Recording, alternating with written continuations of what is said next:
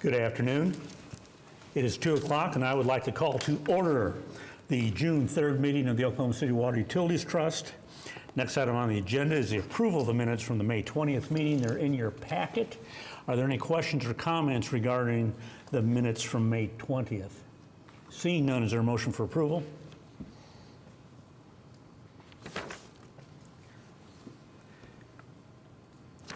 And it passes unanimously.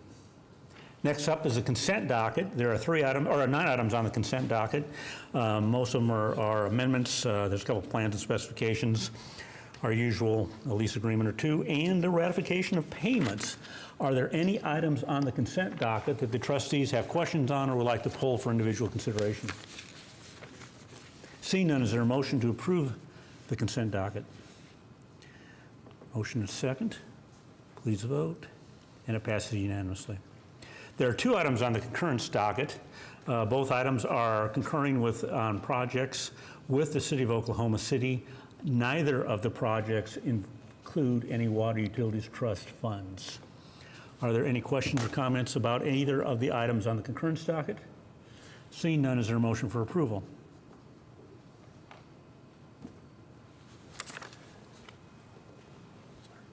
And it passes. There are 4 emergencies before us this morning. Since these are emergencies, these each will require a separate vote. Item 5A is an emergency regarding a emergency sanitary sewer repair in the vicinity of Southwest 15th and MacArthur in the amount of $150,000. Let's try that one more time. $350,000. Any questions or comments regarding item 5A? A motion for approval?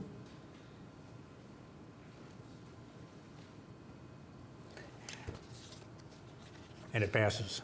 Item B, this is an emergency awarding a contract regarding a sanitary sewer emergency work in the vicinity of Northwest 16th Street in the amount of $472,700.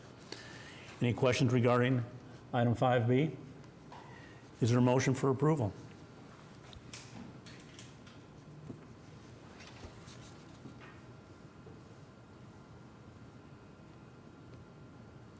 And it passes.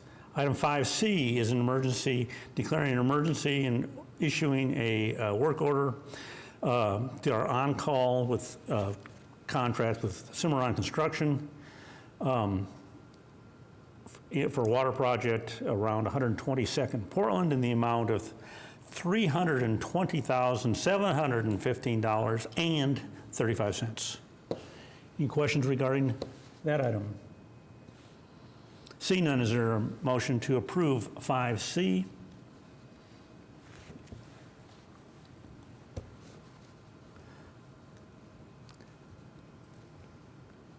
And it passes. And the last of the emergencies is item 5D, and this is an emergency with Parathon Construction Company and Rudy Construction Company for additional driveway, sidewalk, mailbox services and replacement emergency driveway sidewalks to fix our water line replacements that line maintenance does for a total contract amount of $10,200,000.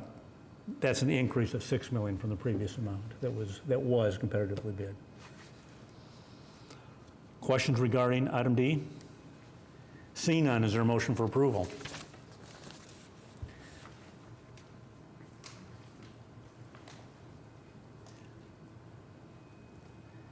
All right, it passes. Item 6A is ratified and approving addendum number 1, awarding contract to Southwest Waterworks LLC for waterline replacements around Southwest 150th Street to Southwest 154th Street. Josh? Yes, Mr. Chairman. So this is a standard water line replacement project. Upon submitting their bids, the contractor realized after submitting their first bid that they had made an error on their submission. And in the process of trying to update that submission, they inadvertently submitted a second bid. The second bid was slightly higher than the first. However, the second bid was their actual bid that they wished to provide. So the contractor did end up having both the lowest and the second lowest bid provided. And we've worked with the project manager, municipal counselor, and the contractor to verify all that. Therefore, we are recommending that we award to the second lowest bid. How do we know that they really intended to do that? We're going off their intentions, sir. All right. Are there any questions or comments regarding this? What's the delta in the price? I don't have that off the top of my head. I can get back. Yeah, it was really minor in comparison. All right. And I will say that the second lowest bid was submitted prior to the bid's closing, so they had no idea what anybody else had bid in anyway. There we go. Gonna make me do math in my head? Yeah, I can do that. 26,000. Yeah, it was minor. All right. Questions? Is there a motion for approval?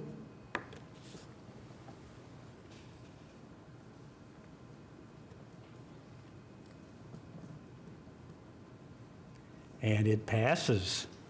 Are there any items from trustees this afternoon? Seeing none, we have a couple of presentations under the general manager reports.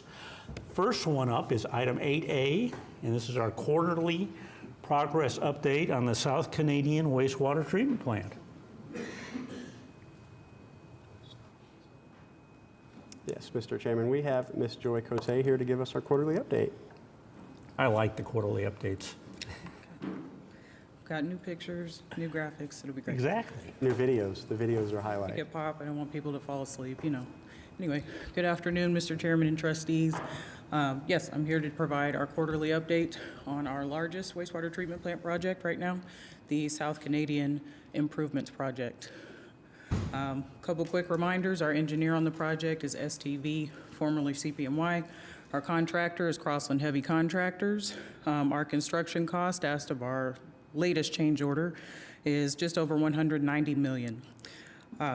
As far as our progress goes, we have paid about $131 million to date, which is about 69% complete on finances and about 65% complete for the project.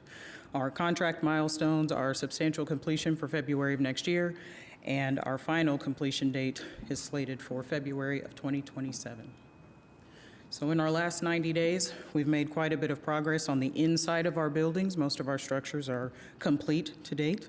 We are still working on conduit and panels in many of our buildings. We're now moving to our electrical controls and inner HVAC work. We're still doing some structural modifications and auger cast piles at our aeration basins, the largest concrete basins on our project. We're working on installing some pumps for our backwash system and the filter basin. We're also working on our disinfection equipment, and that installation continued in the past 90 days. We are also working on piping and trusses at our pump station for our recycle sludge for our biosolids, and also working on the brick veneer on the outside of our re-aeration building, which is the step right before we discharge into the South Canadian River. So our look ahead for the next 90 days includes more of our electrical work. Our large priority right now is energizing our electrical loop, which was a major component of this project. So working on the building blocks to get to that point. We will finish the roof on the re-aeration building and then work on the electrical room roof as well. We'll begin coatings in our grit vortex area, which you'll see some pictures of in just a few moments. We're also completing work on the clarifier ancillary components, launder covers, handrail installations. The mechanisms are inside, which you'll see in a moment. We're also working on cable tray and other electrical components in our headworks, backfilling around multiple structures, including our aeration basin. And good news, our administration building, which has been mostly complete for some time, will be completed and ready for beneficial occupancy in September of this year. So we're looking forward to that milestone. Enough of my blather, onto the pictures. So we have a couple of highlights here across our administration building, which we will take some more interior pictures of next time as we have people actually occupying the space. For our headworks, we've completed our concrete work, our hatches, and now we have a small roofing structure over it. For our grit vortex, we've been working on some of our concrete modifications and also finishing the roof on the building next to it, so we've made some good progress there.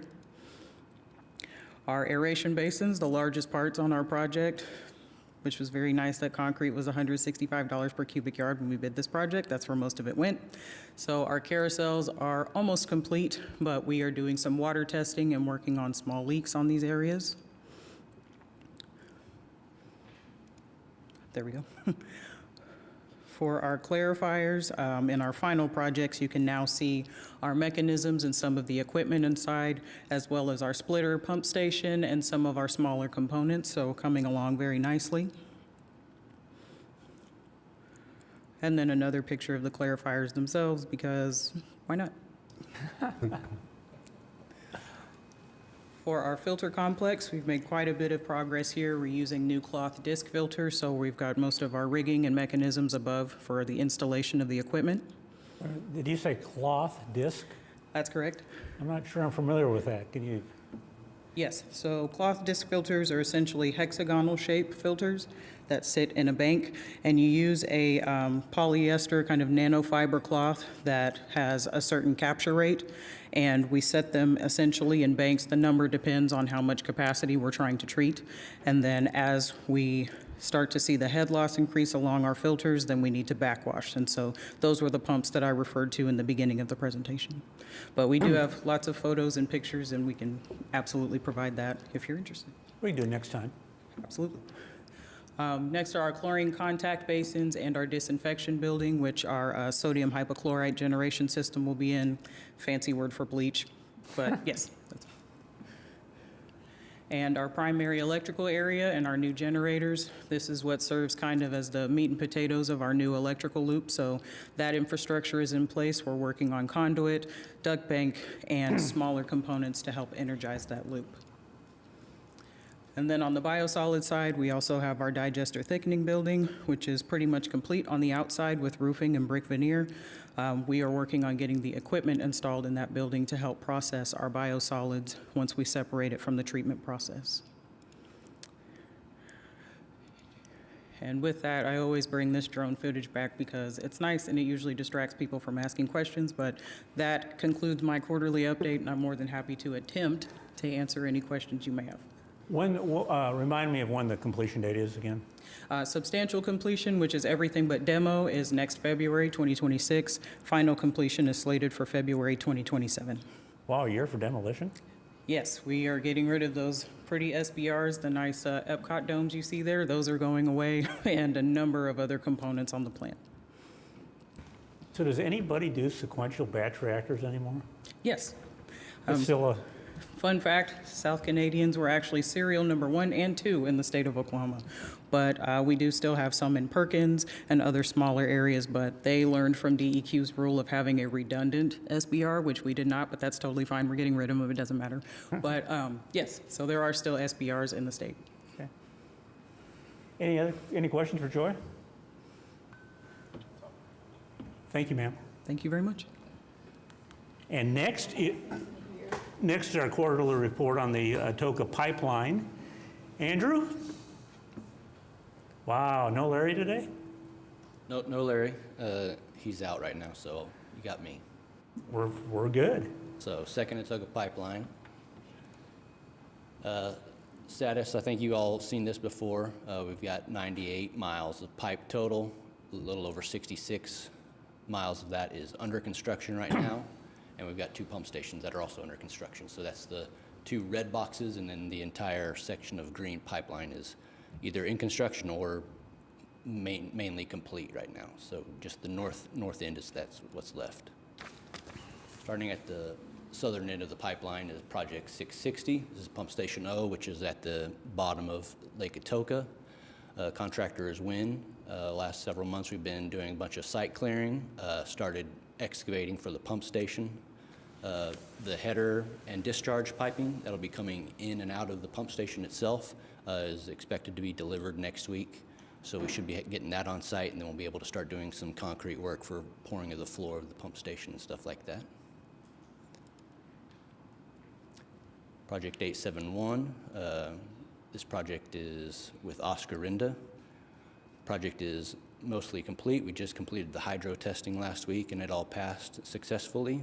We've just got to finish up installation of the cathodic protection system, and so we'll be wrapping that project up later this year. Hey, go back there just for a second.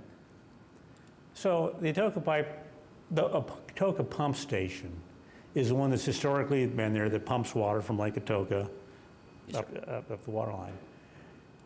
Pump Station 0, is that the booster from McGee Creek, or is it replacing the Atoka pump station?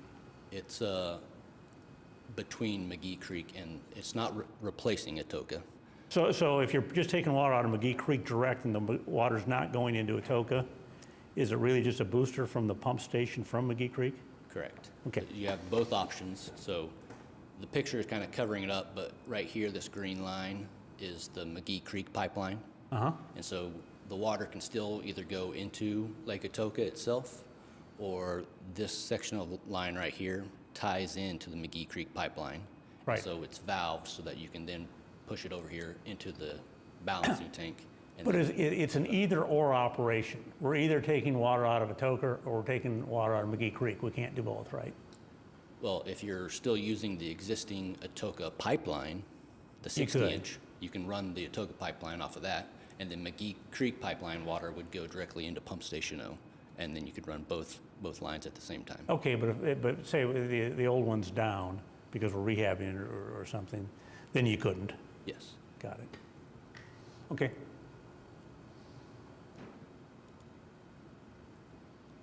Next project, 872, this is with McGee Creek, excuse me, got McGee in my line now. McKee Utilities again. This project started just a little bit beginning of this year. We've got the entire easement cleared. They're putting in, installing the construction gates, entrances, things like that, doing utility potholes. We should be getting the casing pipe for all of our tunneling locations coming in next month to start the tunneling work. 873, this is again with McKee. We had a bunch of road tunneling on this section of work, so we got those all completed. All the pipe is installed. Hydro testing should be happening later this month and next month, and we should be getting this project wrapped up by the end of the year too. 874, this project is all installed, cathodic protections in place. With all the rains we had the last couple of months, we've had a couple restoration efforts need to get resolved, so we've got our contractors back out there restoring some of those sites to make sure that all of our property owners are happy with the installation, so we're working on that. 876 is the next section. Again, McKee Utilities has this one. We started doing the clearing and grubbing. Right now they're working on the highway tunnels right there near the Conoway pump station under Highway 39. We're moving both the 72 and the 60-inch right there. So we're working on that right now. Pipeline for those pipe deliveries has started. So we've got almost 2 miles of pipe on site in the easement. So we'll get started with installation here shortly. Conoway Pump Station is with Archer Western. We've got the site cleared. Construction, you can see, is started on the drainage pond on the site. Concrete slabbing for the building will be starting shortly. Mud slabs to get everything to elevation. Project expected to complete in March of 28 right now. Next pipeline segment that comes out of the Conoway station is 877. This is again with McKee Utilities. We're about 95% installed. Last month we brought to you a change order to do a relocation of the existing 60-inch underneath a creek where the creek had started to erode away the banks and started to expose the top of the pipe. So we brought a change order. You approved that last month to retunnel it, make it a little bit deeper so that we have the proper protection against that pipe. So we're working on that. That's the main part of this project that's still outstanding. It's just getting that done. And these are some of the projects that we have outstanding that we need to get done still. So we've got the WC 1010, this is the Stonewall Pump Station.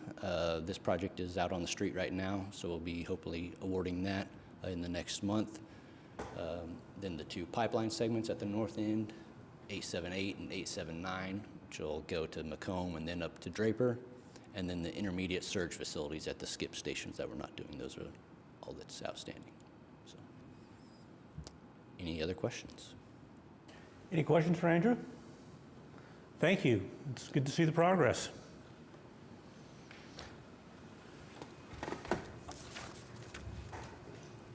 I am not aware of any citizens that have signed up to speak today. There's no other business before the trust. Therefore, we are adjourned.